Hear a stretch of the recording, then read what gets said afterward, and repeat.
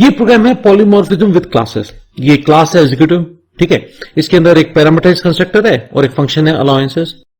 ये officer class है जिसका कोई लिंक नहीं है एग्जीक्यूटिव क्लास से, ठीक है। इसके अंदर भी एक फंक्शन है अलाउंसेस जो उसकी सैलरी कैलकुलेट कर रहा है ऑफिसर की। ये एक मैनेजर क्लास है, इसके अंदर भी एक पैरामीटराइज्ड कंस्ट्रक्टर है और एक फंक्शन है अलाउंसेस जो मैनेजर के सैलरी वगैरह कैलकुलेट करता है। ये है पॉलीमॉर्फिज्म। आपने ऑब्जेक्ट्स बनाए तीनों के, एग्जीक्यूटिव, ऑफिसर और मैनेजर के, और लिस्ट में डालकर इनके लिस्ट एलिमेंट यानी एक एक ऑब्जेक्ट को एक्सेस कर रहे हो और उसके फंक्शन को कॉल कर रहे हो। तो ये तीन ऑब्जेक्ट्स अलग अलग क्लास के हैं, वो एज ए लिस्ट कंबाइन कैसे हो सकते हैं? ऑब्वियसली पॉलीमॉर्फिज्म के जरिए। इस कंसेप्ट को अपन तीन अलग अलग प्रोग्राम के जरिए समझेंगे, तो वीडियो को लास्ट तक देखिएगा। इस लेक्चर में हम सीखेंगे कि पॉलीमॉर्फिज्म क्या होता है। पॉलीमॉर्फिज्म तीनों तरीके से सीखेंगे, क्लासेस के साथ, इनहेरिटेंस के साथ और फंक्शंस के साथ।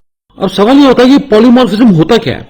देखिए, पॉली का मतलब खूब सारे, मॉर्फ का मतलब होता है चेंजेस, फॉर्मेट्स।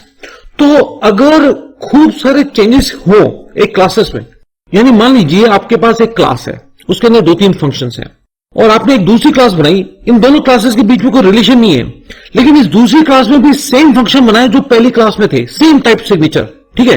टाइप सिग्नेचर का मतलब है पैरामीटर का क्वांटिटी और नंबर ऑफ पैरामीटर्स भी सेम हो और उनका डेटा टाइप भी सेम हो।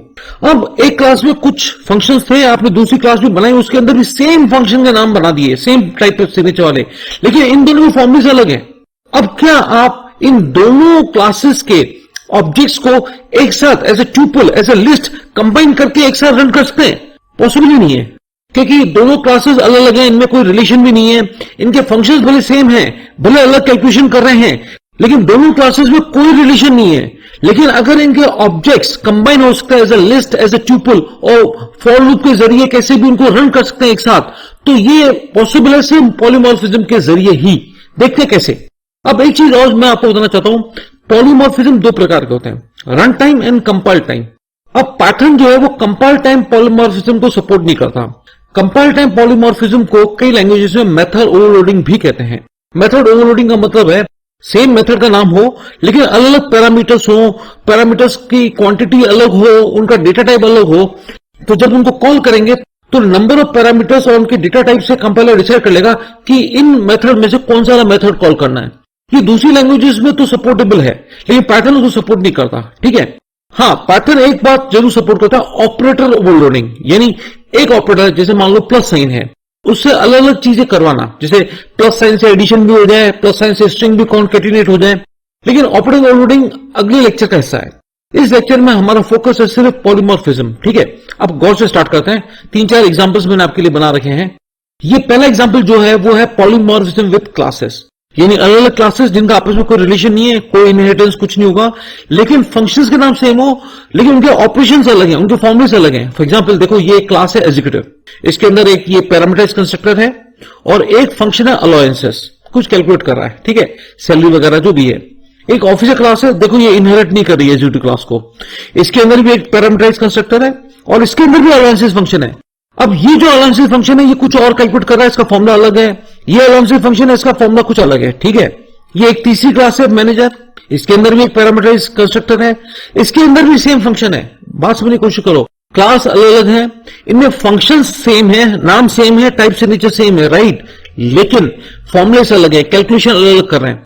अगर मान लीजिए ऑपरेशन भी सेम होता तो हम क्या करते, इनहेरिट कर लेते, एक ही क्लास बेस क्लास में डिफाइन कर लेते और इनहेरिट करके ऑब्जेक्ट के जरिए कॉल कर लेते, लेकिन नहीं, ये तीनों अलग अलग फंक्शंस अलग अलग चीजें कैलकुलेट कर रहे हैं। अब काम की बात समझना, यहां पे आप ऑब्जेक्ट बना रहे हो आर, किस क्लास का, एग्जीक्यूटिव क्लास का। यहां आप एक ऑब्जेक्ट बना रहे हो एस, किस क्लास का, ऑफिसर क्लास का। यहां एक अलग ऑब्जेक्ट बना रहे हो टी, किस क्लास का, मैनेजर क्लास का। यानी तीनों क्लासेस के अलग अलग ऑब्जेक्ट बना दिए और यहां पे उनको एज ए लिस्ट कंबाइन कर लिया। ये पॉसिबल हुआ पॉलीमॉर्फिज्म के जरिए ही। अलग अलग ऑब्जेक्ट्स उन क्लासेस के जिनका कोई आपस में रिलेशन नहीं है, लेकिन as a tuple, as a list combine कर लिया और आपने फॉर लूप से उनके एक अलाउंसेस फंक्शन को कॉल किया। अब गौर से सुनना, अपन स्टेप बाय स्टेप समझते हैं। आपने जब एग्जीक्यूटिव क्लास का ऑब्जेक्ट बनाया आर नाम से, ये 1000 देखते कंपाइलर समझ गया कि इस एग्जीक्यूटिव क्लास का एक पैरामीटराइज्ड कंस्ट्रक्टर है, तो वो उस पर जंप करेगा और इस 1000 वैल्यू को ले जाएगा। यहां कंट्रोल आएगा पैरामीटराइज्ड कंस्ट्रक्टर पे, वो 1000 जाके इस पैरामीटर एस को असाइन हो गया और ये एस यानी 1000 इस सैलरी एट्रीब्यूट को असाइन हो गया। ये सैलरी जो है इंस्टेंस एट्रीब्यूट है। किस ऑब्जेक्ट का, किस इंस्टेंस की बात हो रही है? आर इंस्टेंस, यानी आर इंस्टेंस की सैलरी नाम के जो एट्रीब्यूट है उसमें 1000 असाइन हो गया। उसके बाद कंट्रोल वापस जंप करेगा मेन फंक्शन पे। आपने अगेन एक ऑफिसर क्लास का ऑब्जेक्ट बनाया, ये 1000 देखकर कंपाइलर समझ गया कि ऑफिसर क्लास का पैरामीटराइज कंस्ट्रक्टर को कॉल करना है। ये 1000 जाके इस एस को असाइन होगा, ये पैरामीटराइज कंस्ट्रक्टर है ऑफिसर क्लास का। उस एस पैरामीटर से ये वैल्यू जो 1000 है वो असाइन हो गई इस सैलरी इंस्टेंस एट्रीब्यूट को, और ये इंस्टेंस है कौन सा? एस। ठीक है, इस एस ऑब्जेक्ट से, इंस्टेंस से इस एस पैरामीटर को लेना देना नहीं है। ठीक है, तो एस ऑब्जेक्ट का भी सैलरी एट्रीब्यूट की वैल्यू सेट हो गई 1000। कंट्रोल यहां आएगा, यहां पे आपने एक ऑब्जेक्ट बनाया टी मैनेजर क्लास का, 1000 लेकर जाओ। ऑब्वियसली कंपाइलर पैरामीटराइज कंस्ट्रक्टर ढूंढेगा मैनेजर क्लास का और उसको रन करेगा। ये रहा पैरामीटराइज कंस्ट्रक्टर मैनेजर क्लास का, ये 1000 जाके एस को असाइन होगा और एस से होता हुआ सैलरी एट्रीब्यूट को इनिशियलाइज कर देगा, 1000 असाइन कर देगा। और ये सैलरी एट्रीब्यूट है किस ऑब्जेक्ट का, किस इंस्टेंस का? टी इंस्टेंस का। अब गौर से सुनिए, अब पॉलीमॉर्फिज्म का कंसेप्ट शुरू हो रहा है। अगर पॉलीमॉर्फिज्म सपोर्ट नहीं कर रहा पाइथन तो ये आगे की 2 लाइनें रन नहीं होती। अब देखिए क्या हो रहा है। आपने सी नाम का एक वेरिएबल लिया, इन कीवर्ड का इस्तेमाल किया और लिस्ट, ये स्क्वायर ब्रैकेट लिस्ट कहलाती है, पैरेंथेसिस ट्यूपल्स कहलाते हैं और कर्ली ब्रेसेस डिक्शनरी कहलाती है।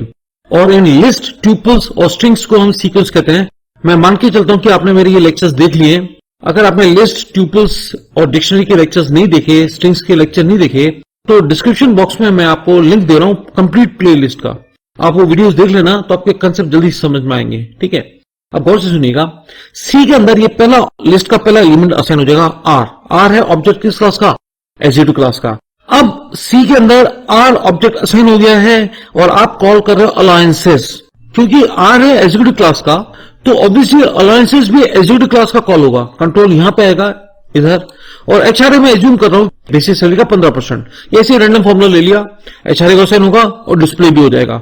और जो आंसर आएगा वो 2 प्लेसेस और डेसिमल्स तक आएगा, है ना। ये फॉर्मेट स्पेसिफाई यूज किया अपन ने। कंट्रोल यहां से इधर आएगा। ठीक है, ये इटरेशन एक बार हो गया तो अगले इटरेशन में अगला लिस्ट एलिमेंट एस वो सी को असाइन हो जाएगा।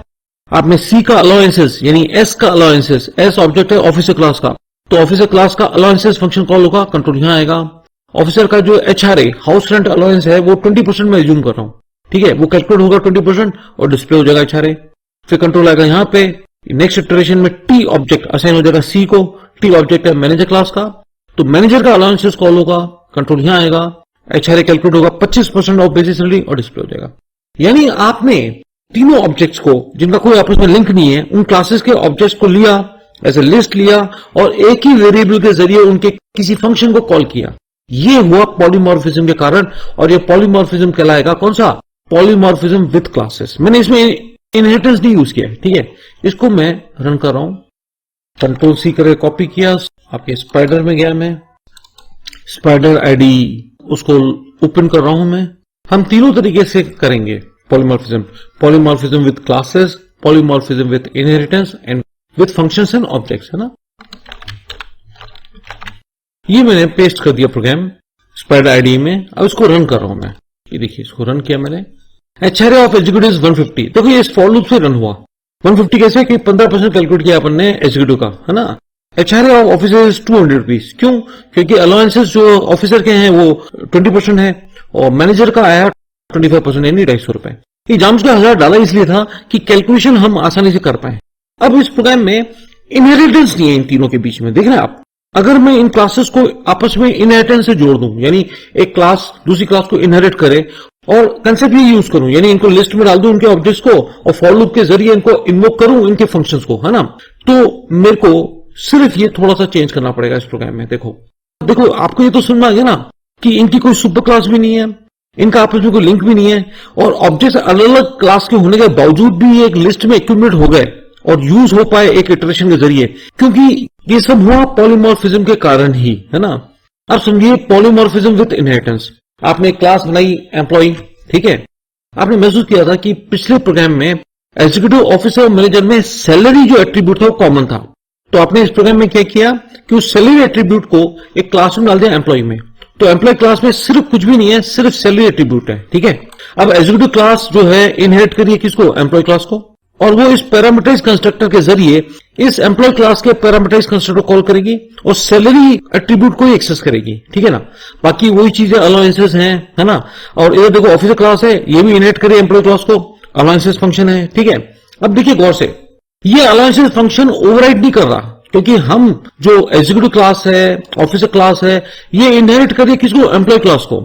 अगर ये ऑफिसर क्लास एग्जीक्यूटिव क्लास को इनहेरिट करती और एग्जीक्यूटिव क्लास में भी अलाउंसेस हैं और ऑफिसर क्लास में भी अलाउंसेस होता, तो हम इसको मेथड ओवरराइडिंग कहते हैं।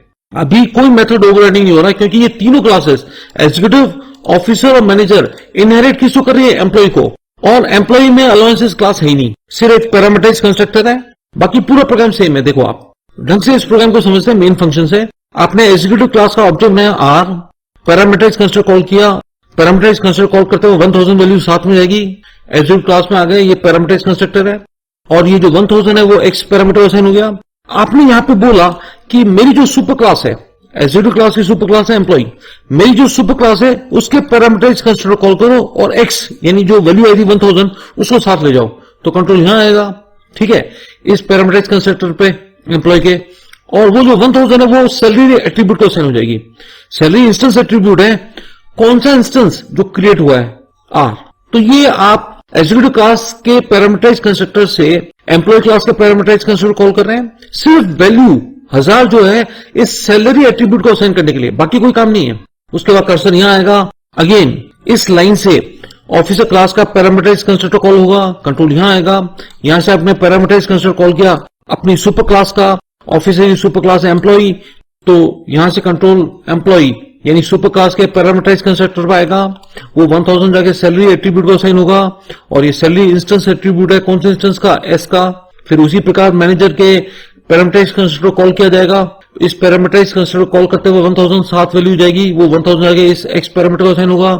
यहां से सुपर क्लास का पैरामीटराइज कंस्ट्रक्टर कॉल होगा, इस मैनेजर का सुपर क्लास है एम्प्लॉय, उधर से होता हुआ सैलरी एट्रीब्यूट को वैल्यू असाइन हो गई।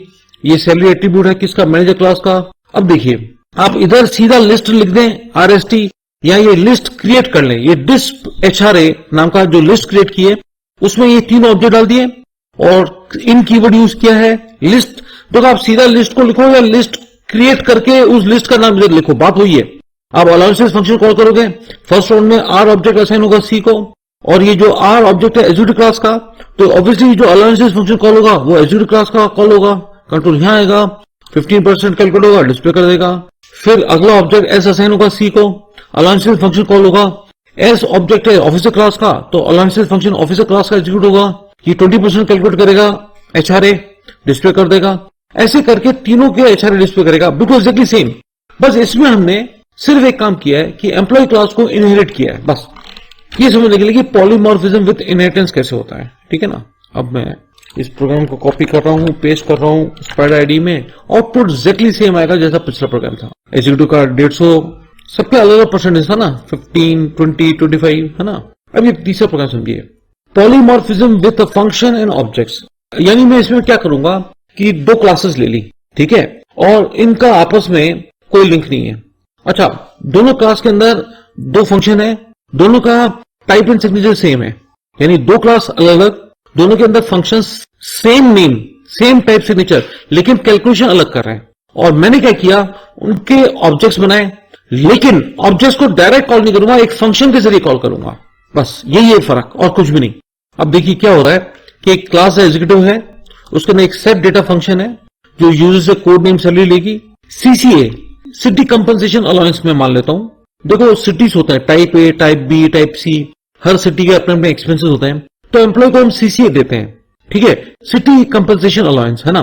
फिर HRA में मान लेता हूं 15% है एग्जीक्यूटिव क्लास वाले का, और ग्रॉस सैलरी कैलकुलेट कर लिया। शो इन्फो से इनको डिस्प्ले कर रहा है, कोड नेम सैलरी और CCA, HRA और ग्रॉस सैलरी, ठीक है। ऑफिसर क्लास में भी सेट डेटा फंक्शन है जो कोड नेम में सैलरी यूजर से मांगेगा, इसका CCA, HRA अलग अलग परसेंटेज है ना। इसका था 2500 15%, इसका 30 20%, CCA 30%, HRA 20%, ये ऐसी कोई रैंडम फिगर है। और ग्रॉस सैलरी कैलकुलेट होगी। शो इन्फो, अगेन ये तीन चीजें डिस्प्ले करेगा, कोड नेम में सैलरी जो यूजर ने डाली, और ये तीन चीजें जो कैलकुलेट हुई वो डिस्प्ले करेगा।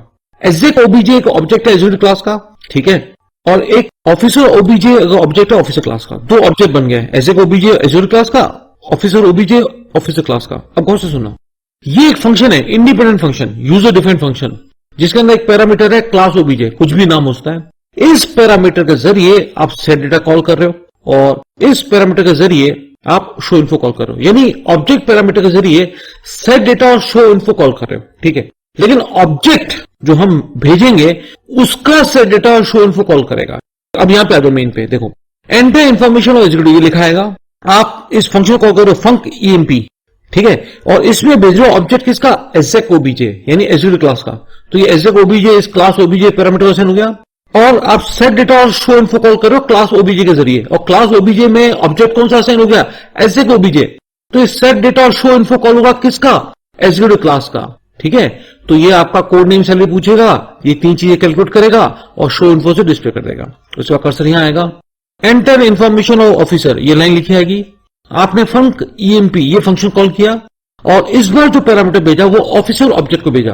तो ऑब्वियसली ये ऑफिसर ओबीजे इस क्लास ओबीजे को असाइन होगा और आपने सेट डेटा और शो इन्फो कॉल किया इस क्लास ओबीजे की मदद से और इस क्लास ओबीजे को असाइन हो गया ऑफिसर ऑब्जेक्ट। तो ऑब्वियसली ऑफिसर ऑब्जेक्ट का सेट डेटा और शो इन्फो कॉल होगा इस फंक्शन के जरिए। कर्सर यहां आएगा, सेट डेटा पे कोड नेम में सैलरी मांगेगा, ऑब्वियसली कोड नेम सैलरी किसकी है, ऑफिसर की। ये सीसीए, एचआरए और ग्रॉस सैलरी कैलकुलेट करेगा।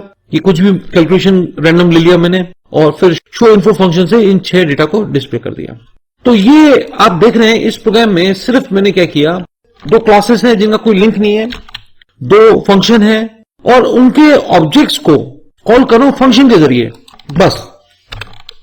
तो ये पॉलीमॉर्फिज्म है थ्रू फंक्शंस एंड ऑब्जेक्ट्स, है ना। अब इसको रन कर रहा हूं, ये कह रहा है एग्जीक्यूटिव की इंफॉर्मेशन डालो, कोड डालो, मैंने कहा 101, एग्जीक्यूटिव का नाम डालो, मैंने कहा बिंटू, सैलरी में एग्जाम्स का 1000 नहीं डाल रहा हूं कैलकुलेशन के हिसाब से। ये देखो ये सारी इंफॉर्मेशन किसकी आई है, 101 बिंटू सैलरी, ये तो अपना आ गया जो अपने डाला था।